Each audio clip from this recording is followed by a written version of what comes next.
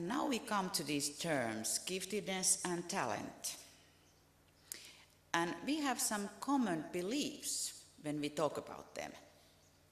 One belief is that giftedness and talent, they are the same word. They mean the same thing. So they are used as synonyms. Sometimes people think that giftedness is something better and greater than talent. If somebody is gifted, that's like even something more. Sometimes you hear that people use giftedness when they talk about intelligence. So those two words are used as synonyms. Sometimes talents refer to arts, sports, or technology. Talent can also refer to potential. Somebody has potential, so you say this boy or girl is talented. And when you talk about giftedness, some people refer to adult achievements. If somebody has already won a prize, established a career, won a medal, then you say that person is gifted. I am using here François Gagné's definitions, how he defines giftedness. And according to Gagné, when we talk about giftedness, we talk about the possession of high natural or untrained abilities. So this is something you are born with. You have not been trained yet, but you have very high aptitudes or gifts. And you can see this in a child. For example, you can see that child has these gifts, for example, in music, in language, in math. In very early age, you can see these gifts. And we can talk about giftedness when we can see at least one ability domain. So when you talk about giftedness, you should be able to tell what's the domain. Is it academic giftedness? Is it artist giftedness? Or practical giftedness? What is the domain?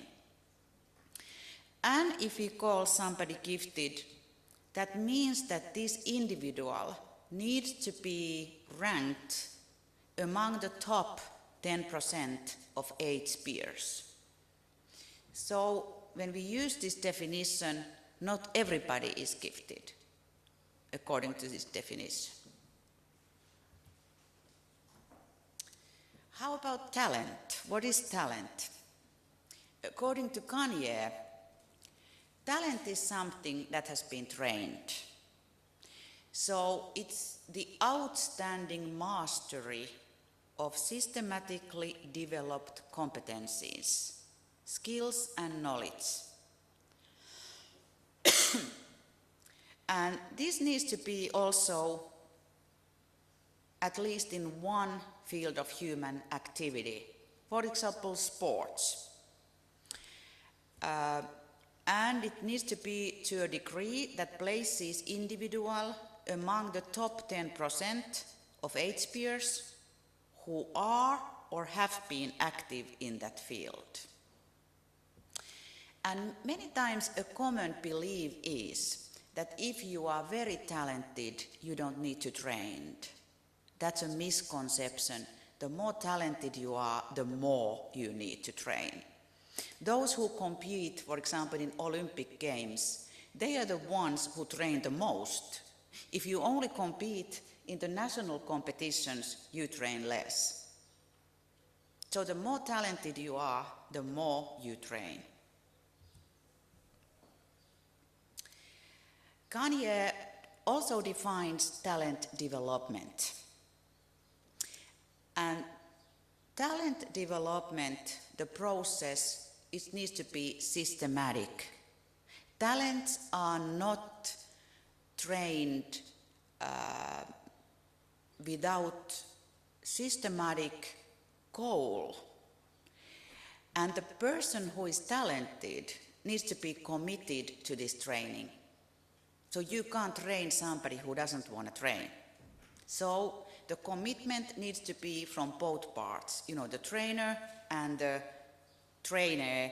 Kanye uses a word talentees of those people who are talented. And this takes a long time. It's over a significant period of time. If you read Howard Gardner's work, he has written a fantastic book, Creative Minds, people who have accomplished something extraordinary. And he's saying that it usually takes at least 10 years to acquire expertise in any domain. So if you want to be in the top, you need to put time, usually at least 10 years.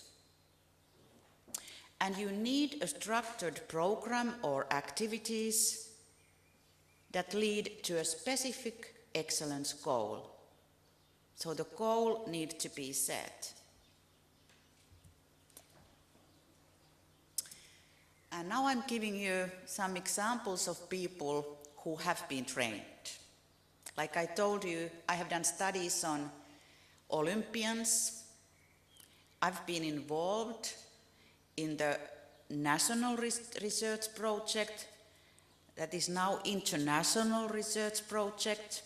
We have countries from US, Germany, Taiwan, Finland and Korea. And we have studied those people, those young people who have taken part in the mathematics, physics or chemistry Olympians during the years 1965 to 2000. And our research question has been, what are the factors that help or hinder the Olympians to actualize their talents? And we have had 166 Finnish Olympians we have studied. We also studied their parents.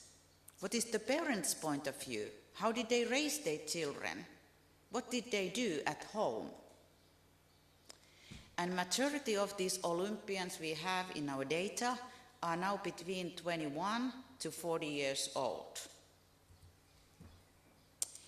And we used many kind of research methods.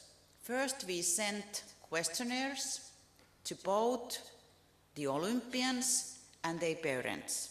70% answered. We had some open questions where they could write their answers.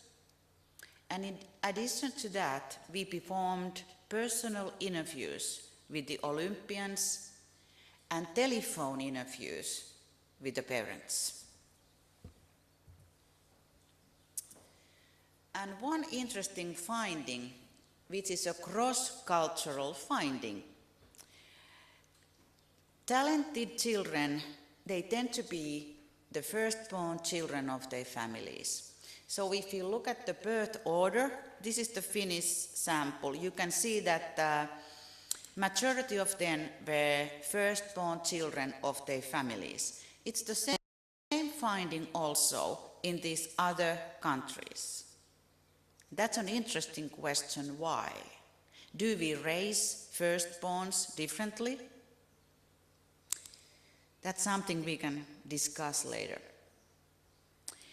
Then we studied educational level of parents. And here you can see the educational level of Finnish fathers.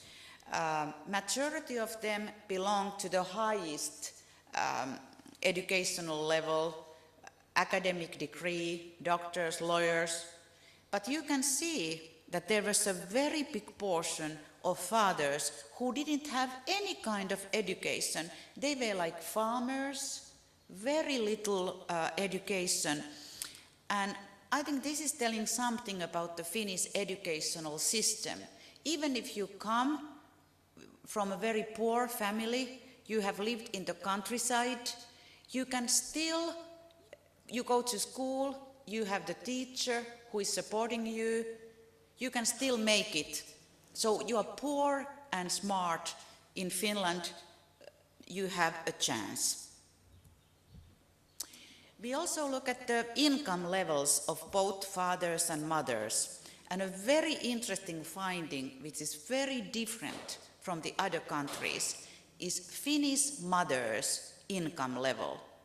Finnish mothers, most of them belong to the highest income level, and mothers had a higher income than the fathers. No other country in this study has this trend. Another trend in Finland, what explains academic achievement, is mother's education. In Finland, if the mother is educated with an academic degree, the children are going to do very well in school. So that's like almost the biggest explanation factor. Here you can see that mathematics and science is a male field in every country. So the top performers in maths and science are males. And here you can see some percentages. I think today these percentages are a little higher, but still I think the distribution is the same. So in the Taiwan sample, they had 9% women. In US sample, 9%. And if you look at the European sample, in Finland we only had 5%, and if you look at the Germany, only 3%. So in Taiwan and in US, they have a lot of Asian population. And Asian women, they are usually doing very well in math and science. And their educational system is also different. So many of the US competents come from the Asian background, where academic achievement is very much emphasized. And I know that for the Asian females, they have their mother who is taking care of their children. So this is something I learned. In many Chinese families, the grandmother takes care of the children. Then we studied what are the contributing factors. What has been the explanation that these Olympians are doing so well? And we compare the questionnaires. We had 14 items we asked them to rate. How important is this issue? An interesting finding was that parents, mothers and fathers, they rated all the items more important than the Olympians. For example, the most important factor that both parents and children agreed was the home. What kind of home they came from. So the home atmosphere was very conducive to learning. The second important factor is good teachers. So even those who didn't have that good home environment, who came from different kind of conditions, they usually had good teachers who supported the child.